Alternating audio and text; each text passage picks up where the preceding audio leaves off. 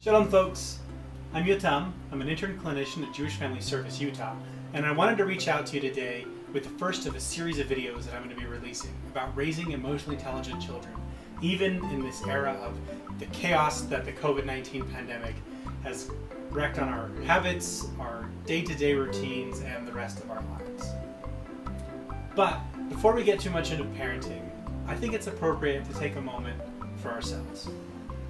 Sometimes feeling the responsibility of making sure that everybody else is okay can make it feel like there's just no room for our own experiences and our bodies and our emotions to exist in the world around us.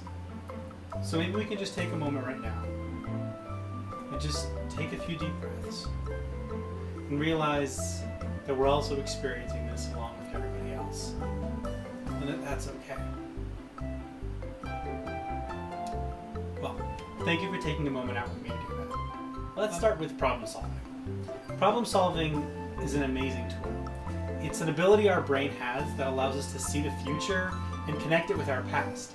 It allows us to navigate the world in a way where we don't have to end up with the outcomes that we think we might end up with. It's what gives us the ability to do what we do every single day. Think of something that you had to do at work recently, a problem that showed up.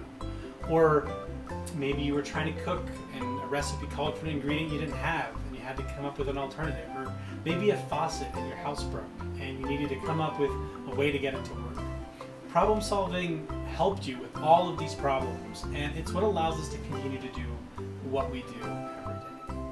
Problem solving is such a powerful tool that it's no surprise that it can become our go-to, the one we use to approach every problem without thinking about alternatives. But just like every other tool out there, there are certain problems where it's just not the ideal one. Think of a time where your kid came to you with some sort of struggle they were having.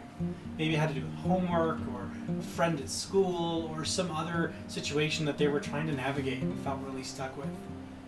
Using problem solving, it was probably pretty easy to jump to a place of offering a suggestion. It could have sounded something like, well, why don't you just try so-and-so? Or, when I was in your place, what I did was, it could even have just been as simple as, why don't you just blank? Did it work? I mean, maybe it did, but maybe sometimes it didn't. And I know that can be frustrating. You came with a problem and I had a solution. Why are you upset?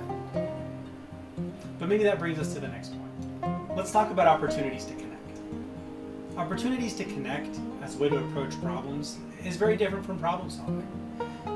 When you approach a problem as an opportunity to connect, you realize that the problem at hand isn't something negative that needs to be overcome, and that we're always going to have problems. And the sharing of them is really that, an opportunity to share in the difficulty of it, in the unknown, and in the humanity of feeling stuck. It might feel counterintuitive, but when we use problems as an opportunity to connect, we don't necessarily have to find solutions, so much as we end up walking away feeling more interconnected and more together. I realize this all sounds well and good, but the reality is, how exactly do we do this? How do we find opportunities to connect instead of looking for solutions? Well, let's go through the process of each of them. We'll start with problem solving, then we'll go to opportunities, and we'll see how they're similar and different. There are really 4 steps to each. In problem solving, we start by listening to the problem being shared. Then, we compare the problem to ones we've already solved in the past. Third, we come up with possible solutions to the problem. And fourth, we share our solutions with others. In contrast, when we're looking for opportunities to connect, we, 1, listen for the emotions being shared. Then we empathize with their experience.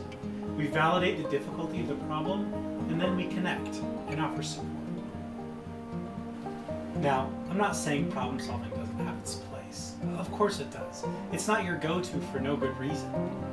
But what I'm offering is another tool.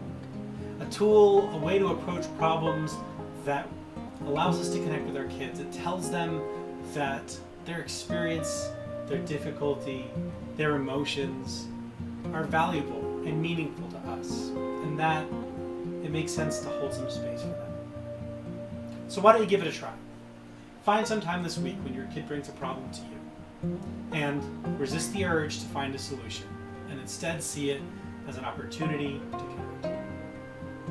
That's all for today. I'll catch you next week. Meanwhile, take care.